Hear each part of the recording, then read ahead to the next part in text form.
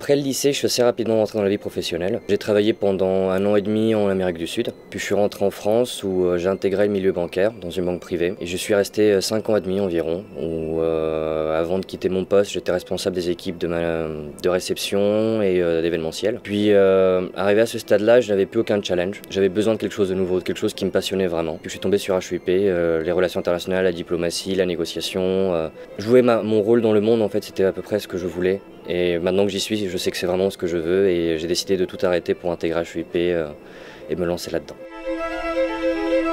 Winston Churchill, en fait, qui a connu deux périodes, aussi bien entre guillemets l'ère moderne que la fin de l'ère qui l'a précédée, qui a réussi toujours à se battre pour ses idées, même s'il a connu un passage à vide, a réussi à rebondir. C'est vraiment quelqu'un qui m'inspire. Je me verrais bien, après mon master, travailler dans la gestion de crise, partir dans un pays en tant que consultant, faire des négociations peut-être avec des rebelles qui auraient pris des ressortissants français par exemple en otage. Être sur le terrain, c'est ça qui me plaît. C'est la nuit qu'il est beau de rêver à la lumière. C'est une phrase d'Edmond Rostand. Pour moi, ça veut dire que même si on a des passages à vide, même s'il y a des périodes difficiles, il y a toujours en fait un espoir. Et c'est ce que je vois en fait pour ma vie personnelle quand j'ai besoin de me rebooster entre guillemets pour atteindre mes objectifs, mais également dans le domaine des relations internationales.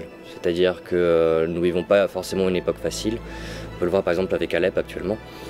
Mais j'essaie de toujours garder en tête que même si les choses sont au plus mal, il y a toujours un espoir qu'ils s'améliorent, soit par l'action de quelqu'un, soit par une action conjointe. Il y a un sujet qui me touche plus particulièrement du fait de mes origines boliviennes, les problèmes d'eau que rencontre mon pays actuellement. C'est assez difficile en fait de voir des personnes qui sont du même pays que moi, obligées d'aller sur des citernes, pas avoir d'eau, et tout ça par une mauvaise gestion du gouvernement, des personnes en gestion de ça. C'est vraiment quelque chose en fait qui me fait beaucoup réfléchir à comment est-ce que j'évoluerai moi plus tard si jamais j'arrive à un degré de fonction aussi élevé pour éviter que des populations aient à souffrir tout ça.